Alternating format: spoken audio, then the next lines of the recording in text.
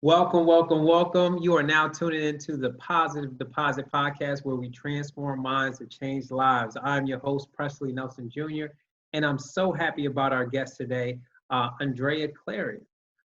She is a survivor. She is a conqueror of AML, and I'm not going to give all of it away, but I'm going to allow her to give her introduction, and then we'll get into this courageous conversation. Welcome to the show, Andrea. Thank you so much for having me. I appreciate it. It never gets easier talking about it, but it's an important thing to talk about. So I'm here for it. Okay. All right. We're gonna have fun. So definitely. Let's jump right into it. So when were you diagnosed? Where were you at? What was going on at that time? So it was August of 2018. It was August 10th. So it kind of started about a month before I went into the ER. I wasn't feeling well, but I just thought it was stress. Mm-hmm. I was going on. I was the busiest I had ever been. I was the healthiest I had ever been as far as working out. I was like, I'm good. I'm just stressed out. I'm doing too much. And so as the days leading up to August 10th got a little bit closer, I started noticing bruises all over my legs. Oh, like wow. really big ones. And I would hide them. It was summertime. So I'm walking around with pants on and I'm wanting to show my legs because I didn't want anybody to think like, what is this girl doing at home? Like, is she okay? Right. We don't need to call the police or anything, Exactly. So I bypassed it. I was like, I'm busy. I have things to do. I don't really have time to stop and figure what this is. So I just need to get more sleep and drink more water. So for about a month, so July, I ended up rehoming my dog, which was heartbreaking. And I thought he was stressing me out. So I was like, he's got to go. I got to give him to a new home because I'm just too busy. Fast forward to the night I went to the ER, I had just this eerie feeling that something was very, very wrong. I had just gotten home. I drove into my little parking garage. At the time, I was living at Hecht Warehouse over in Ivy City. And I walked to my apartment, and I was so out of breath, like almost like I ran a mile. I couldn't catch my breath. And it took about an hour for my heart rate to go back down to what I felt like was normal. Wow. I called my parents and I said, I'm afraid to go to sleep. Like, I don't know what to do. I didn't want to go to sleep because I didn't think I would wake up. So I got in an Uber, went to Washington Hospital Center. They did a couple of tests, EKG, they took my blood, and then they brought me in the back, and I was back there for, oh my goodness. I was in the ER for about 18 hours before they told me. It was the next day. So I went in at 10 p.m. and at around sometime mid-morning, afternoon, I finally got something from an actual doctor after I had blood transfusions. They gave me platelets. I didn't know what was going on. And then they finally told me that they thought that it was leukemia. And I cried my eyes out. I was just about that, what was that, that reaction that you had? Like, what was going through your mind outside of crying? Because I get it, when they told me that it was a possibility that it was cancer, my heart dropped. I bawled too. And I just was like, why is this happening to me? So what was kind of your thought process, or what was it the same? Was it different? Like, To be honest, I was terrified. I was like, are you kidding me? Like, I didn't believe it first because no one in my family has any history of leukemia. Yeah. So I'm like, where is this even coming from? Did I eat bad? Like, I just kept going over in my mind, what could this have been? I was in denial for a long time. I was in denial for a while, and I didn't know what else to do but to just cry. I cried for hours. When you said you were in denial, were you just like, this can't be happening? This is not real? Like, what was that? Okay. Yeah, like what is going on? How did this happen? In my mind, I started blaming people. I'm like, this is because this was happening. I was like, I just couldn't fathom the idea of what this doctor came and told me. And Yeah. after I had been in an ER all night I was sharing a room at the time with this older gentleman who was moaning and groaning for hours. He was in pain for whatever reason. So I'm back there, I'm by myself. Don't you love the roommate? Oh gosh. You love the roommate Yeah. next to you, like. Every couple of minutes I heard, oh, I'm like, oh my God, please get me out of here. Right. What made it easier is my cousin David. I called him. I don't even remember what time I called him. That's a good brother right there. Yes. I called him and I was like, I need someone to be here with me. I don't know what's going on. He canceled his day. He came and he sat with me. And he was with me when they told me. But they rolled me towards the back. And when they said it, he was right there. He's a man of few words, but he has a very specific energy, and he was just with me. Like, he was just with my spirit the whole time. Just kissed my forehead, held my hand, like everything until That's amazing. I got there to sit with me.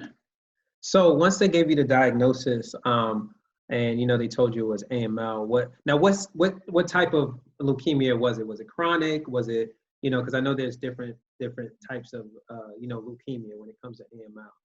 So it's acute myeloid, which it's not chronic.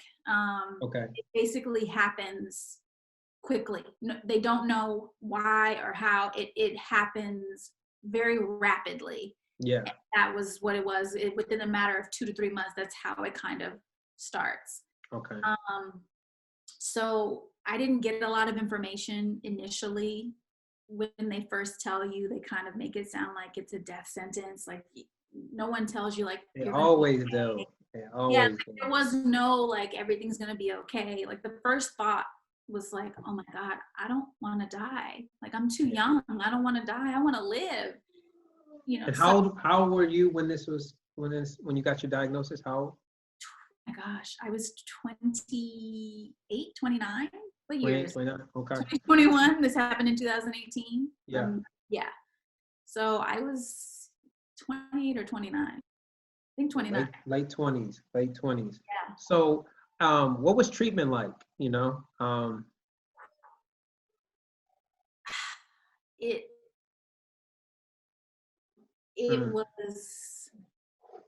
was horrible. I just, to be 100%, it was horrible. It was painful. It was excruciating a lot of the times, more so emotionally than physically. Yeah. So did you have to do like chemo? Did you have to do like just medicine? Like, I did chemo immediately. The same day that the doctor came in and said, we think that this is leukemia, they did a bone marrow biopsy maybe an hour later. Oh, to wow. confirm it. Yeah. So they basically take a needle and dig down. They don't put you under, they give you lidocaine, which only numbs the area, and they get a needle and they dig down into your bone with this needle and get like a sample of your marrow so they can test it. And so they had the priest chapter. That's the thing I definitely hated, that bone marrow piece of it. Like, it's an undescribable pain, and it's so small though. Like, it's not like they go, like, the needle is like long, but they go in for a little bit. And so, yeah, I wouldn't wish that on my worst enemy. No, I remember, it's funny you say that. I said the same thing. I said, whatever it is, I would never want anyone to experience this. I had one time with nothing. And it was that kind of pain where you just lay there and you just silent tears are coming down your face because you can't, what can you do? Like, there's nothing you can do, just endure and it'll be over soon. Yeah. I think altogether I had 5, I believe. 5? Yeah. Bone marrows? Okay, so you have 5 bone marrows. How long was chemo? And when you're getting chemo, did you have any of the side effects that most people have? Yeah. So chemo, the first round was induction, and that was about a week a little over a week, I think a week to 2 weeks. Okay. I did fine getting the actual chemo. They had like the first part of it, and then the second part they call the red medicine. Yep, the Red Devil. Yep. It was Danarobicin. I can't remember. I had Danarobicin and I had something with a C. Getting it was okay. It was like afterwards. So about a few days to a week afterwards, my hair, it started like, I was like, I'm good. My hair's not going to come out. It started to come out. It was like shedding in the shower. And I didn't have a lot of nausea, which was great, but I had like internal pain, just mostly from like needles, arm and stuff like that. My taste buds were all off, so I wasn't eating. I dropped weight dramatically. I wasn't sleeping through the night because they wake you up. I had a heart monitor on, and they would wake me up every time they saw something. So we were woken up every 4 hours for 30 days. Now, did you have a port or did you do the IV? Or chemo? For chemo, the first round, I had a Hickman port in my arm right here. And then for my second round, which was done at Hopkins, they gave, that's not a Hickman, this was a PICC line. I had a PICC line here, and then the second round, I had 2 Hickmans in my chest. What's a Hickman? Because I'm not familiar with that. So it's like they, I don't even know how to describe it. It's more like, imagine like getting a catheter, but in your chest. Yeah. So it was basically easier for the meds to deliver them into my body. So it like went right into like my ventricles. So it's like a port then. Yeah. So like they would go in right here. There's like little, I don't know what side it's on, but I have mine. Yeah. They go in there, they put you under, and it's like you can see, it looks like you have like a little tube. Yeah. And it's like a little button right here.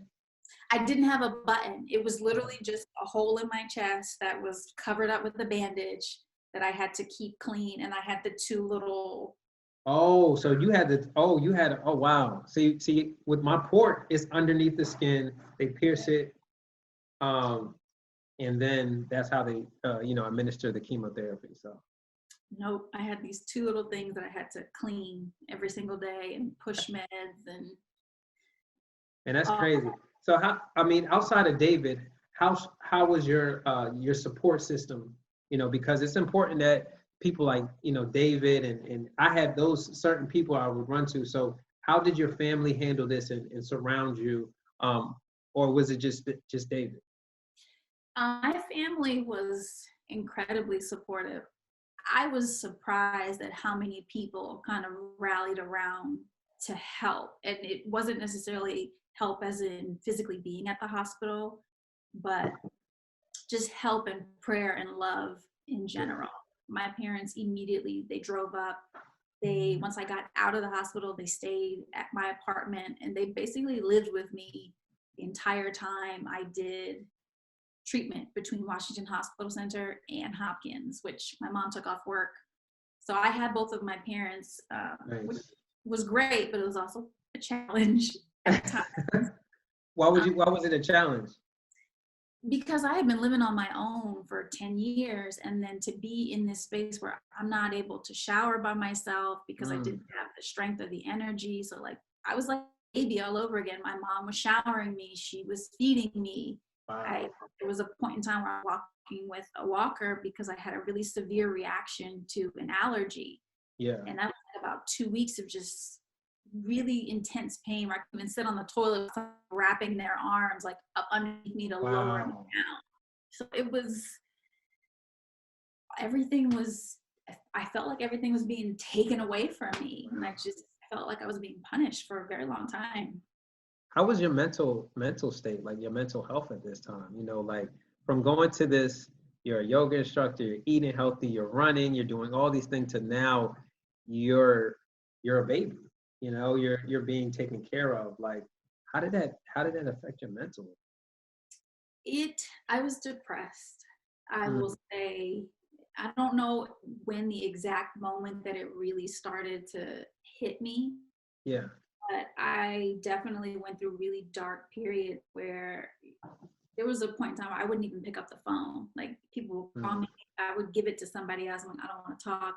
I made like a list, so to speak, in my mind of what I was willing to talk about and what I wasn't willing to talk about. And I mostly cried to myself. I was in my hospital room alone most of the time because it took time Yeah. for my parents to transition from Hampton to DC. Yeah. People had jobs, they had to work. They didn't just drop everything and be with me every moment initially. So I just, I felt alone. I was scared. I was really depressed initially. And then I got mad. And then I started to shift how I viewed everything. And it was like, nah, like I have things to do.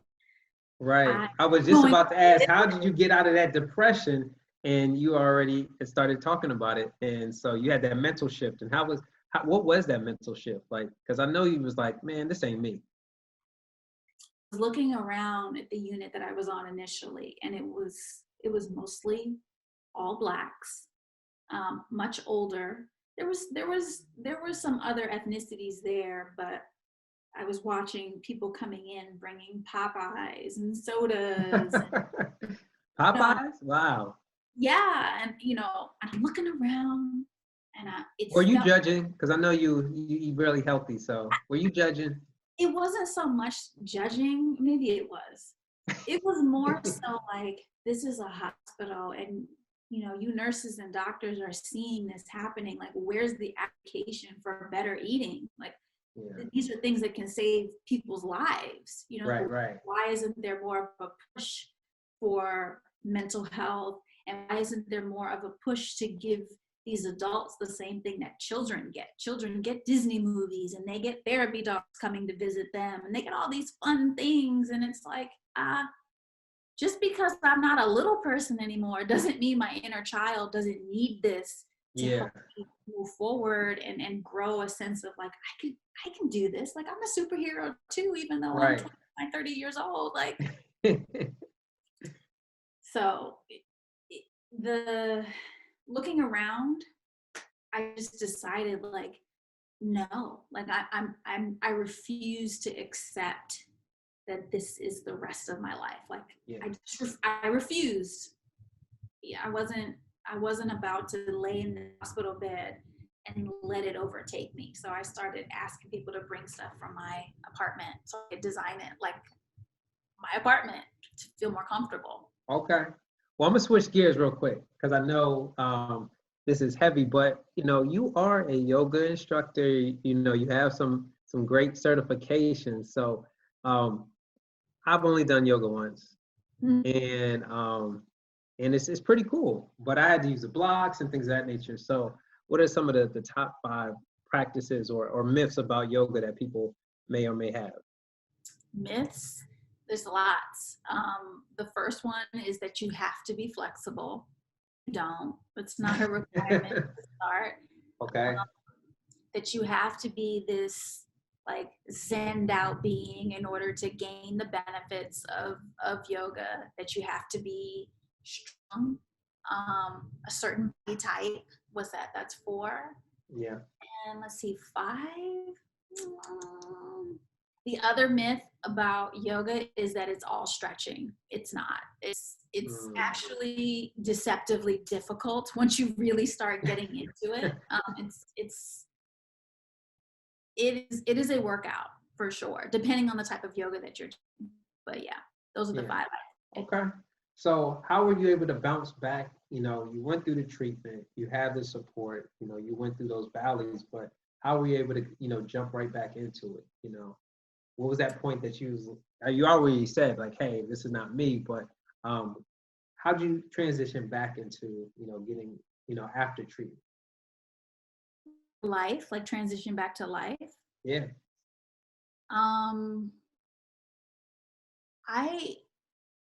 If I'm being 100% honest, I still feel like I haven't fully transitioned back to normal life. I mean, it looks that way on the outside because, I'm here and I'm talking and I'm laughing. Yeah. It's still a part of me that is very challenging to navigate sometimes. So I wouldn't say that I necessarily fully bounced back. I learned how to better accept where my life is now, who I am now, because I feel like I'm a totally different person. Yeah. And what's going to be ahead, like what I want for my life. So I'm still 2-3 years later, I'm still navigating that space. Yeah. It wouldn't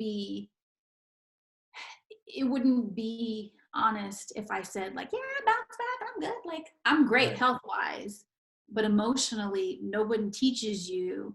Once you leave the hospital and you're back on your own, there's no one to teach you how to like be here again. Nah, You it's no gotta perfect figure it blueprint. It's out. no, yeah. I mean, I have my moments still, you know, like, and I concur with you, you know. For me, it was more a mental shift, you know, and but we have our own. I think it's PSTD. Is that what it is? PTSD. Mm-hmm. Yeah, we have those moments, you know, and those little scares that always seem to like creep up out of nowhere sometimes, you know. And so I concur with you. I mean, like, what is your eating habit like now? You are already eating healthy. Do you stay? Have you changed? Have you shifted a little bit? Does your diet have to change now, or? I have shifted some. I was vegan at the time that I went into treatment, and I stayed vegan the entire time. I refused to put a lick of anything in my body other than fruits, vegetables, and whatever I could tolerate. Yeah, yeah. But once I got out, I had lost so much weight. I need more. How So much if you don't mind me asking, how much weight did you lose before? What was your weight before and then during the? let's see, I was about 135, maybe 138 when I went Mhm. in. And at my lowest, I was like 99, 100 pounds. Yeah. Wow. Probably Wow. like, I think 99 is a little low, but about 100 pounds. They had to delay my transplant because I was underweight. They didn't think that my body would be able to handle the level of stress doing the second round of therapy and the bone marrow transplant and the chemo that comes after the bone marrow transplant. So why did you have to get a bone marrow transplant? Because I was high risk. Okay. So they basically wanted to ensure that it didn't come back. Yeah. And what's the percentage of it coming back after you have this transplant, or you're good to go? You know, I actually never even entertained that idea because I was so convinced, like, we're not, no. Like, Happening. I'd hear it. I would hear someone say, well, maybe, I'm like, nope. I immediately, if that was entered into my world, I rejected the suggestion. And I didn't see my life any other way than being alive. Everything else, I was like, I'll figure that out later. Alive is, that is what I'm going for. That's it. Definitely. So now that I know that it still comes back. So what is Andrea doing now? Like, what are you doing now? After, I mean, how many years has it been since your last treatment? I got my transplant in December of 18. So Okay. we're coming on almost 3 years, not quite. Okay. Okay. That's still good. Once you hit 5, that's a lucky number. Yeah. Supposed to be. Maybe it is 3 years. December 18, December 19, December 20. You're almost getting to 3 years in this Oh, December. almost 3 years. Yeah. Okay. Yeah. So So what is life like post-treatment? ooh, it is an ebb and a flow. Life is good. I will say that life is really good. I'm more centered than I've been prior to all of this happening. I have a better relationship with myself spiritually. Mm. I pray more. I laugh more. I do more of the stuff that I did as a kid that now I truly enjoy as an adult. So I would honestly say life now, even with the bumps, every once in a while I have some moments where I'm just like, oh my God, this sucks. But most of the time I'm like, this is actually really kind of a miracle. Like every time I wake up and I'm not in pain, or I can drive somewhere, or I'm showering by myself. Yeah. You know what? I'm doing really awesome. So I'm teaching again. I started getting into interior styling and design, which is something I always wanted to do. Wow. So I'm doing that. I've had more conversations and met more people in different places. I've traveled more. And so it's just, everything just kind of domino effect. A lot of good things. No, it seems so. A couple things that stuck out to me when you were talking is like, spiritually, right? How strong was your faith prior to this, and now how strong? Where does that measure now? Night and day. Mm. I grew up in a very religious household, so religion, and I think there's a difference between religion and spirituality. Talk about it. I had to go to church as a kid all the time, all the things with church. Had to. Like, if you didn't go to church on Sunday, you couldn't do anything else for the rest of the week. So I strayed away from that. The older I got, the more I was like, I don't really believe in this, idea that we're all bad people and we're just these sinners. Like, it didn't make sense to me. I believe that there was some kind of power, and we're all connected by something, but there was something else that was missing.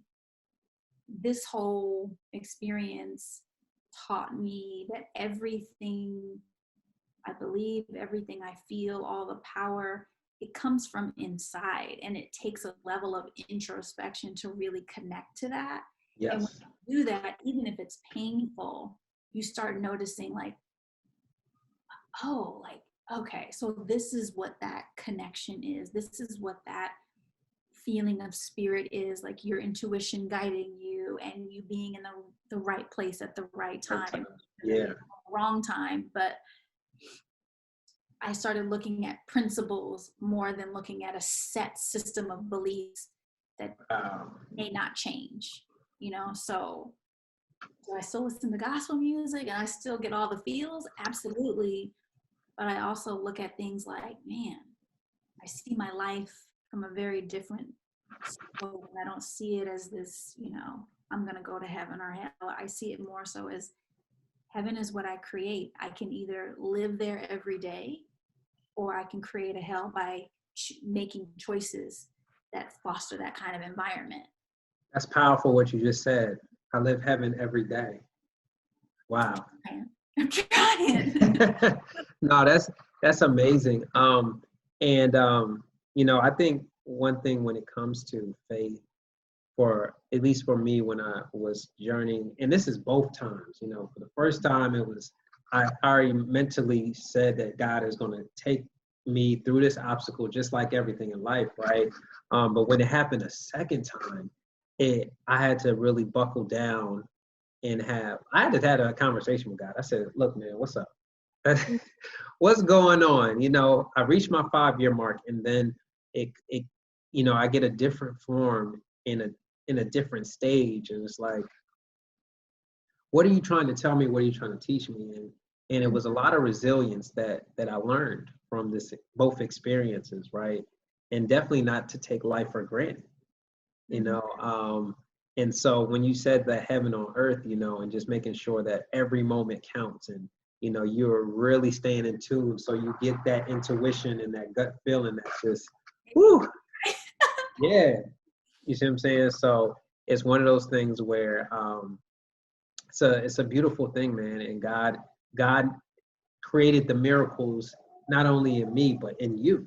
Like to lose almost like 40 pounds, right, is crazy. I lost almost it was like 35, right? And this is around 2018, so it's like I'm just blessed, because when David told me, he called me, he was like, man, my cousin's going through it, what can you give me some pointers? I'm new to this. And I shout out to David, like he reached out, and he yeah, man. He's a rock star, man, and he's a very genuine person. So I'm glad you had that angel in your life, because it's those angels through our journey that helps us get through this, to the finish line, because it's not easy. And a lot of people don't talk about it, But this is the testimony and blessing for someone else, knowing that, hey, you can get through this journey with the support and with God and just even platforms like this. So, I commend and salute you for, even sharing, because not many people know what AML is. Mm. People only know about the popular cancers, right? Breast Yeah. cancer, prostate, colon cancer, and there's other types of cancers. There's those blood cancers like me and you had, lymphoma, leukemia, those are things that are happening, so I definitely commend you on that. So, you do yoga. What about meditation? I love meditation, probably more than I love yoga. How important is it to meditate during not only during this process or being able to have a meditation life? I believe meditation in the way that I went about it was one of the things that helped save my life. Mm.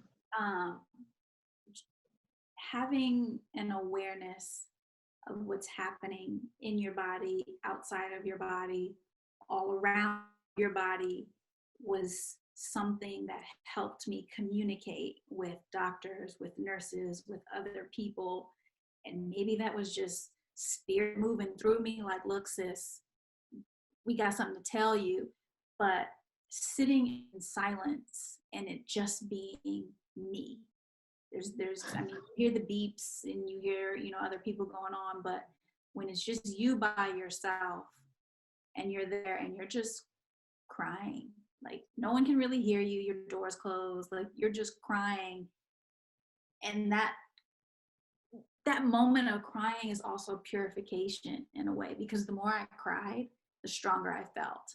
The more I started sitting with myself and just kind of writing. Like my form of meditation during this whole thing wasn't necessarily like, it wasn't like that. It was every day, writing, journaling. It was turning off my phone and just being with myself, dealing with awkward silences that I hadn't really fully dealt with. It was learning how to quiet my mind and allow my body to show me what I needed to know, and trusting whatever that was. That was what it was like during treatment. After treatment, I actually started sitting down and light my incense, because I was able to do it. At the time, Is that the sage? I had you lighting your sage and my sage, my incense. Like I set the mood in my house for months. Every morning, I would get up and I did at least 30 to 45 minutes of silence or some type of guided meditation and writing. I had my breakfast, I did my shower. All of that to me was meditation, because it was how I started my day. And when I started my day that way, the minute I left the house, it would be like, ding, ding, ding, just like, to me, miracles happening. And I'm like, oh my God, this is amazing.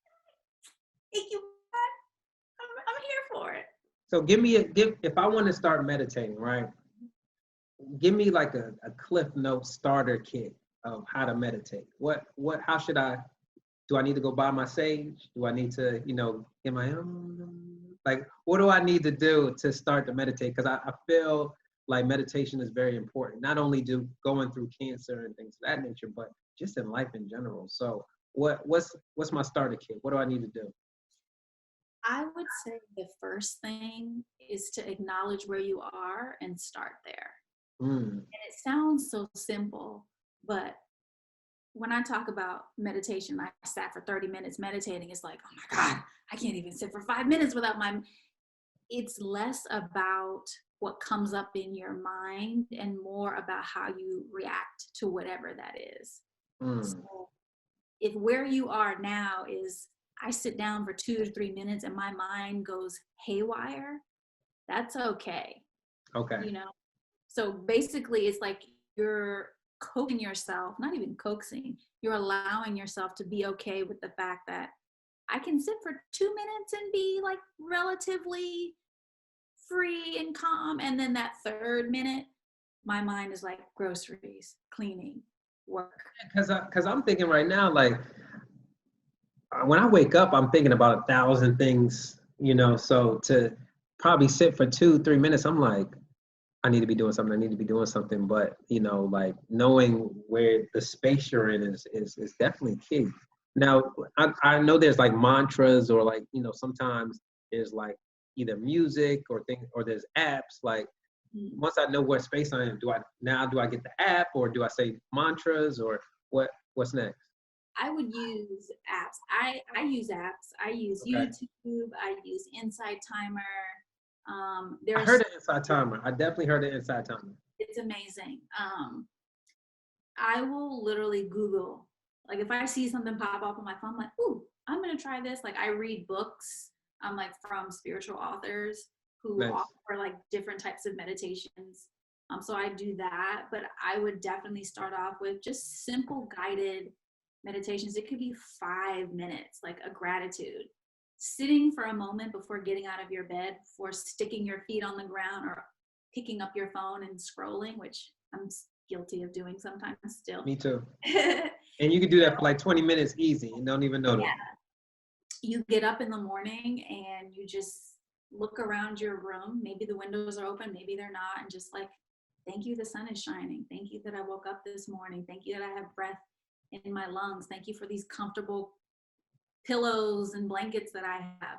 Thank you for my skin. Thank you for my, like the simplest things. I view that as meditation, because meditation to me is simply just communing in prayer. It just doesn't sound like I'm on my knees with my hands and I'm asking for something. You're just being thankful and taking notice of what's around you. So like the more you start noticing little stuff, like, oh my God, there's a bird that flew outside my window today. That's amazing. Yeah. Oh my goodness, did you see that cloud in the sky that looked like a baby? I mean, it sounds kind of wild, but the more you start doing that, the more you get used to paying attention. And then the more you pay attention, the more you'll start to feel like, damn, these thoughts are coming up because I've been avoiding them. And my body's like, oh, you're quiet now? Yeah. All right, so here we go. I'm about to tell you all the things that you're not dealing with during the day. So now it's time for me to just bubble it all up to see what you can deal with and what you can't. Yeah. Okay.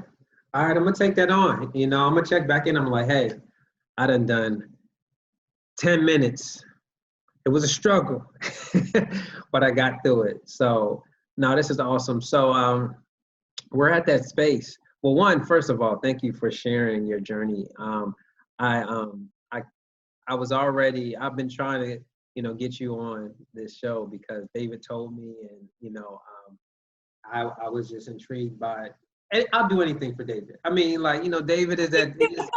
I mean, like, David can say, "Hey, Presley, I need this," and so when he told me about it, and I was able to talk to him, I was like, I can't wait to meet this person that he talked highly of, especially because you were eating healthy, like all the things that people don't do, you were doing, but you were able to come through this, and I appreciate you, sharing that intimate moment, because I know it's not easy.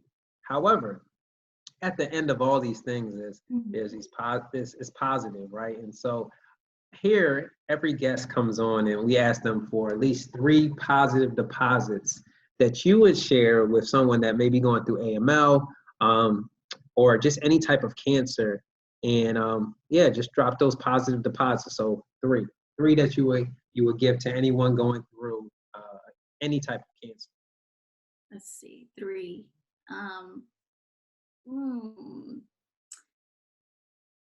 Love is a superpower. It every day.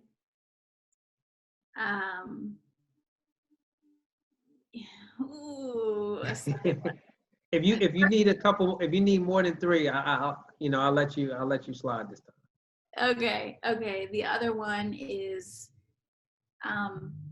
allow the strength to be in your mind and rely less on your body. Mind over body. Yeah. Absolutely. And the third thing that I would say is surround yourself with laughter and positivity and as much love as you can. It goes all the way back to love. because those are the things that are going to really ground within you what you got to do to keep going.